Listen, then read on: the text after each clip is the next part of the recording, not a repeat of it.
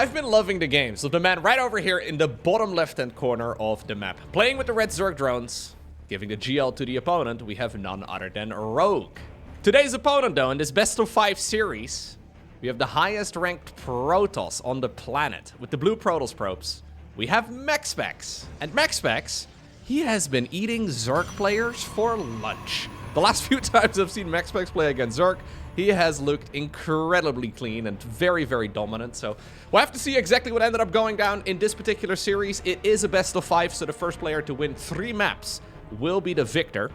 The games here are taking place on some of the new maps. So this is Killer Smile, or Killer's Mile, by the map maker Killer Smile, which, you know, if the map was just called Killer's Mile, I would probably have, yeah, been a little bit confused. Doesn't really sound like a StarCraft map, but he has made, so this is very confusing to explain. But Killer Smile made a map called Killer's Mile.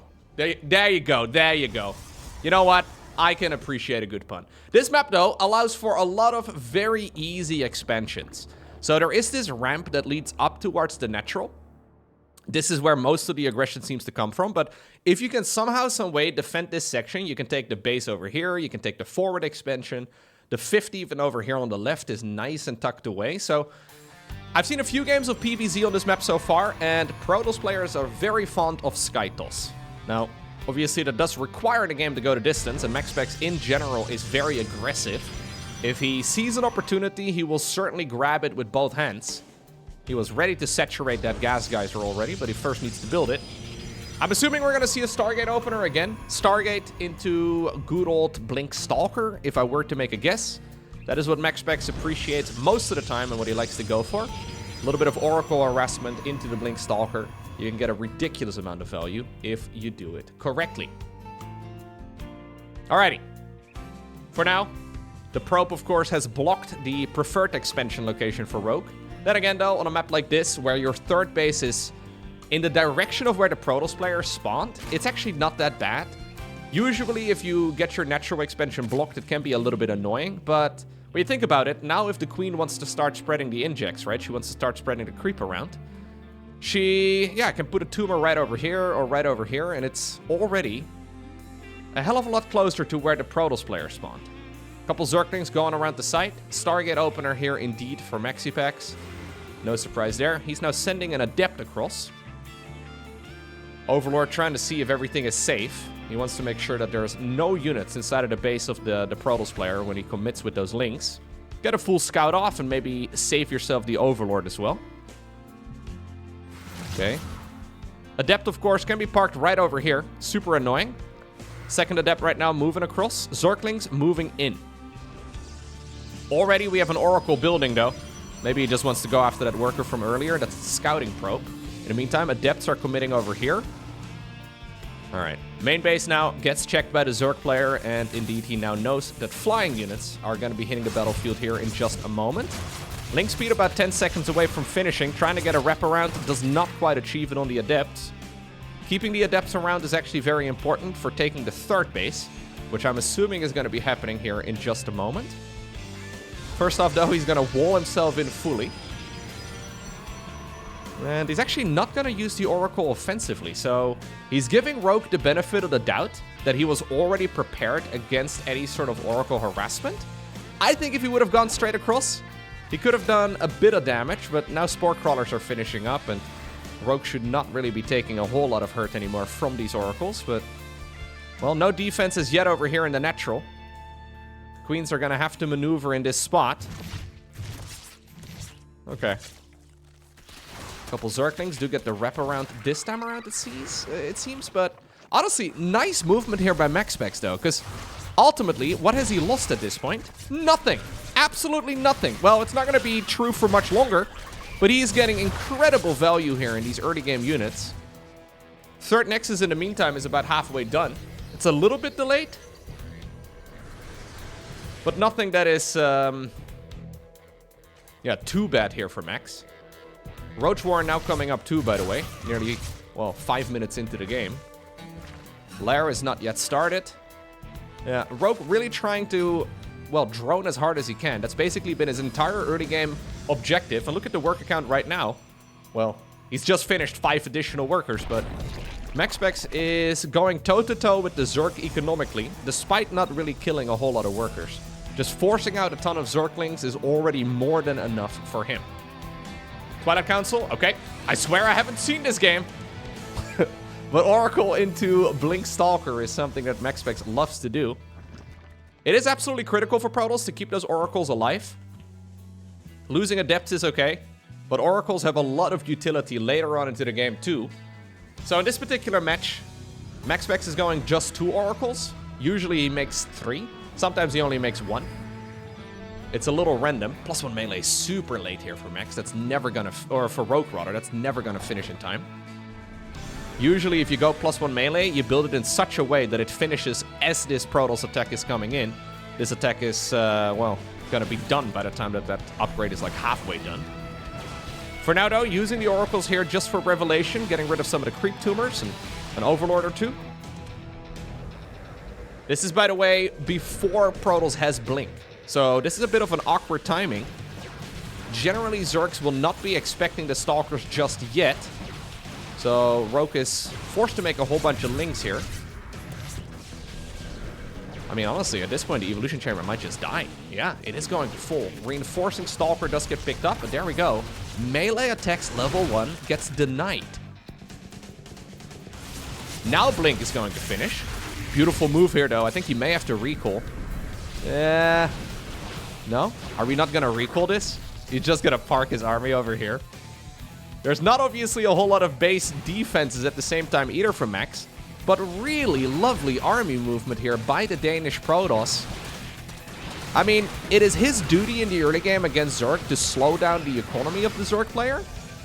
And where are we now? Well, we're 7 minutes in, and he's 4 workers up. Both players are fully saturated on 3 bases, and that is exactly where Protoss wants to be. Storm? Okay. Very clean movement here by Max. 4th Nexus coming up. He hasn't really struck any killing blows, though. Like, none of this is the end of the world from Rogue, right? Like Rogue can easily recover here, but he doesn't really get a whole lot of time to breathe. +1 melee would have given him a lot more safety. Great movement there as well with the Stalkers. Okay. Robo Facility, just about to finish up. So we are teching up. Could just be for Prism and Observers, though. +2 coming up as well for the ground units. Charge, mostly finished.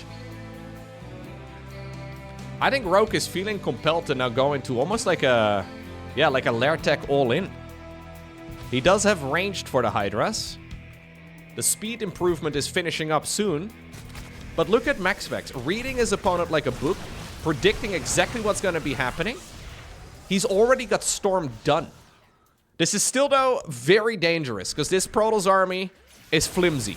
Maybe not as flimsy as the Zergs.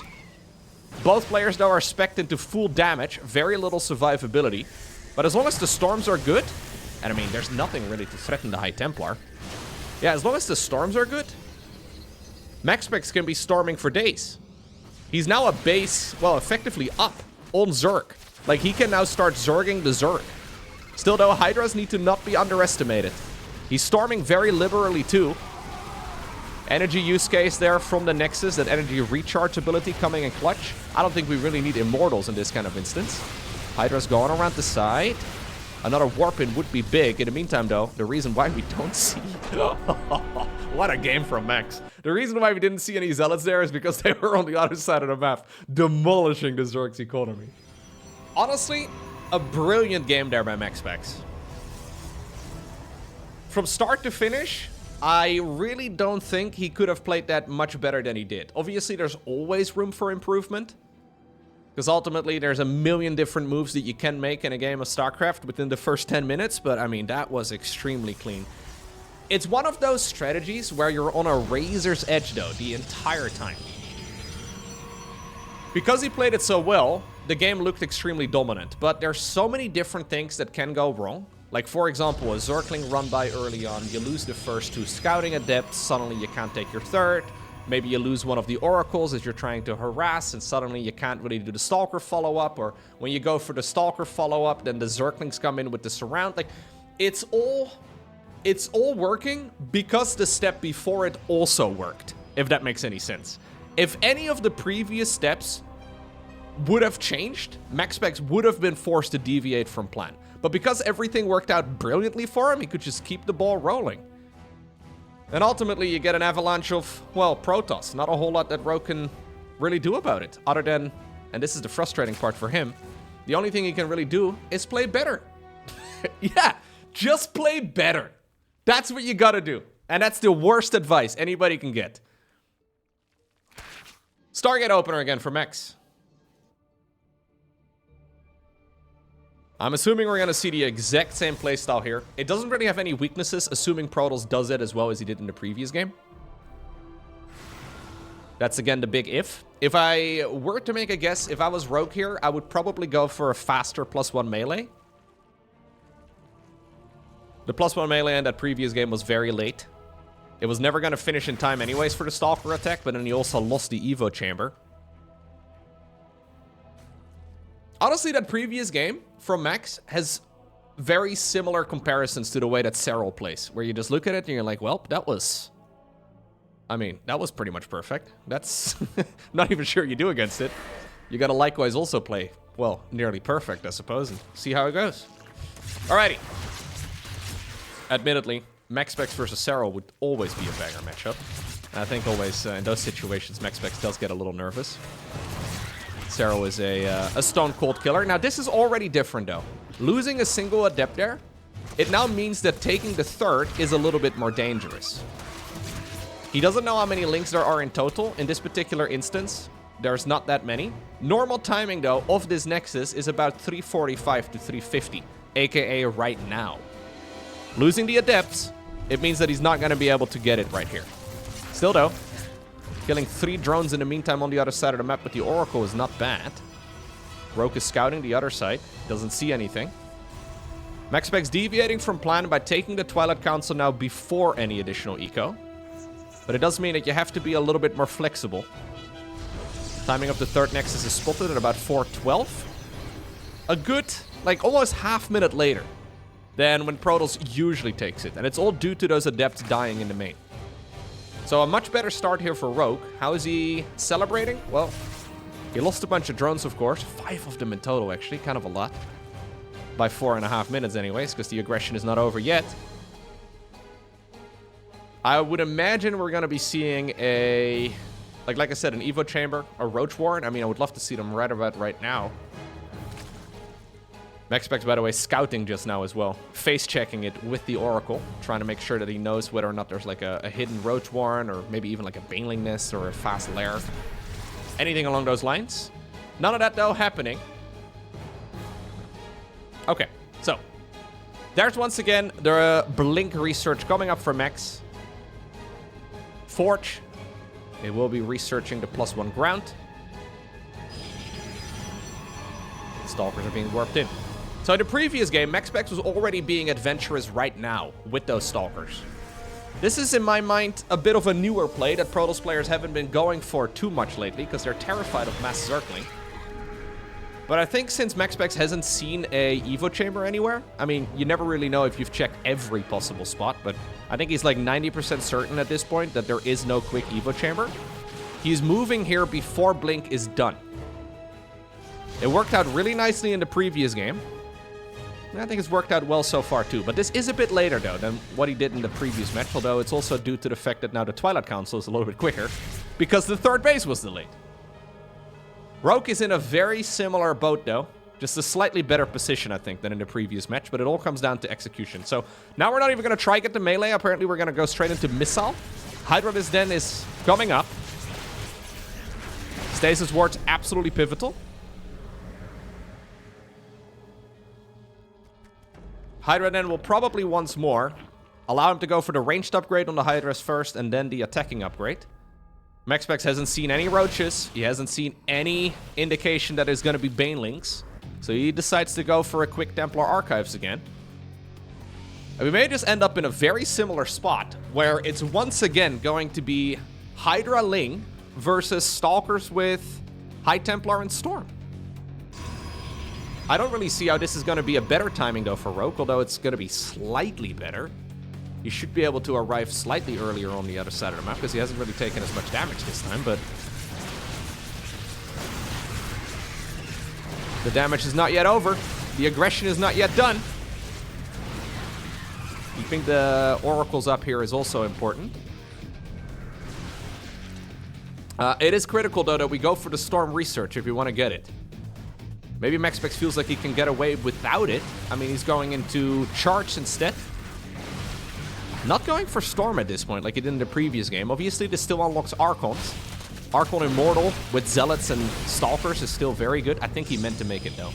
Yeah, a little preoccupied on the other side. That may just open up an opportunity for Rogue.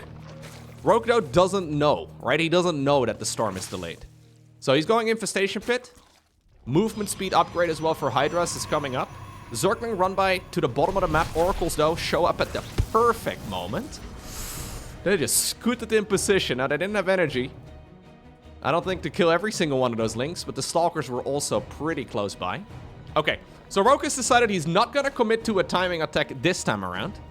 Well, he's still going to test the waters, but it's not an all-in like it was in the previous game. Instead, we're going into a Lurker Den together with what will probably be a Hive. That's why we're making the Infestation Pit. It is a prerequisite to going into the Hive. And ultimately, this is looking reminiscent of game number 1. Storm is not yet finished, though. And this is what I was talking about, right? Like, this is the big change. Rogue is giving MaxPax the respect. He's just seen the High Templar. He's like, nope, we're going home. Yikes. Sometimes there's such a thing as giving your opponent too much respect. I think Rogue should have tested the waters a little bit to see if Storm was actually done. Well, now it is. He had about 15 seconds there where he may have been able to deal a critical amount of damage to the Protoss. Not the case, though. This time around, he did not quite obtain that opportunity. Well, now Storm is obviously here. High Templar, though, awkwardly positioned. Zealot run by up north. It looks like they're going to be able to kill that hatch. Yep, hatchery is indeed down. No cancel. So that's all the resources lost there for Rogue. Zealot run by as well inside of the main base. Big warp in. The Zealots from earlier, though, are still working away at that mineral line. In the meantime, it looks like MaxPax is sort of losing the main fight, but... Dude, when it rains, it pours. MaxPax is relentless. Next up, we find ourselves on Amygdala. Match point here for Max already. I've been loving Rogue's games lately. He's been looking very strong, specifically in Zerg versus Terran, but... MaxPax is looking... I mean, what I like about MaxPax's playstyle is that it's also solid. You know, like... I'm trying to think of a way that I can describe this nicely without sounding like a giant prick. But we have almost become accustomed to Protoss players playing really well, and then suddenly a bunch of Zerglings run into the base, and you're like, oh god, okay. That is 14 probes down. Okay, you didn't have a unit on hold position in the wall off. Or the Protoss player derps in and sends in their Oracle too deep, and it goes down to the Queens or the Spore Crawler, and we're like, silly little Protoss, why didn't you just save that unit? I think we're all so accustomed to it, and it's freaking hard, okay? Like, Zerg also makes those slip-ups. Terrans also make those slip-ups. The difference between Terran Protoss and Zerg, though, is that Protoss has like 7 units in the early game at most. So if you lose 2 of them, you're kind of screwed. It's really hard to recover. You need to keep these units around because they're so critical. But, yeah, you know, if we see a Zerg player losing 2 links, we're like, well, okay, just make new ones. Nobody cares. Protoss units are way more expensive. Nope. I think you're gonna have to come back, buddy. Provide the high ground vision. Yep. Now a couple links do run in. Oh, once more, he elects the high ground vision now. Dude, this Overlord. If Overlords could smile this guy, he'd be cackling. That's nightmare material right there, dude, a cackling Overlord. A lot of energy wasted, by the way, here on the Oracle, as he's trying to chase the Ling. Lenny is having a good time. Never mind. He was having a good time. Second Oracle now out. Again, not a bad start here for Rogue. I think Rogue had a real opportunity, though, in the previous game. But he assumed that the High Templar being out meant that the High Templar had Storm. Ooh, one of the queens a little overly exposed, but she was faking it. 3 drones. Great movement here. Yeah, MaxPax is scary good. And I know I say this pretty much every time I cast a game where MaxPax looks like this, but I feel like at the absolute highest level, MaxPax is still consistently getting better. Like, obviously, everybody's getting better, but I feel like MaxPax is getting betterer than the others. Like, I feel like he is improving faster than top-level competition. We'll have to see if that actually ends up happening, but these are some of the best games of Protoss I've seen in a bit. Great movement. It's a very tight early game, by the way, for Rogue. This is way too much damage, guys. 14 drones. 14 drones by minute 5? Okay. Well, now we get a quicker +1 melee, but this +1 melee is also kind of expensive now. Third Nexus, of course, is up. MaxPax made that a little while ago already at the appropriate time. Maybe this Ling run by, though, can get something done. Nice movement here, stacking the probes up initially, bringing them back in. Ooh. Like, the crisis management is clean, too. This is very quickly turning into Loco fanboys about MaxPax. But that crisis management was also perfect. I mean, it shouldn't have happened in the first place, but it was really nice. Okay. This time around, we're going for something a little different, though. So, Rogue is mixing it up. He's going Banelings together with the melee upgrade. And then he's also building Hydralisks again. So, I think we're going back to what we were doing in game number 1. This time around, though, an even more committed push. High Templar are not going to have Storm in time, I don't think, unless Rogue wants to wait until Baneling speed is done. But if Rogue goes at a similar moment as he did in the previous games, aka when the Hydras finish up both of their upgrades, I think that he can have maybe a 30-second window or so where Storm is not going to be available. Good movement here again, though. Really good value. Look at the resources lost. Keep in mind that MaxPax did go for a 4th base in both of the previous games. If he skips that, base defense becomes 10 times easier too. I'm assuming he's going to go... Okay, he will go for the 12 o'clock.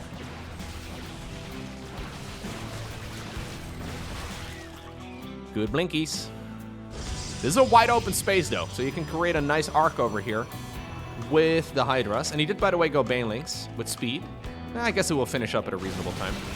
Although maybe he's a little delayed here on the Hydra speed upgrade. Either way, Storm once more coming up.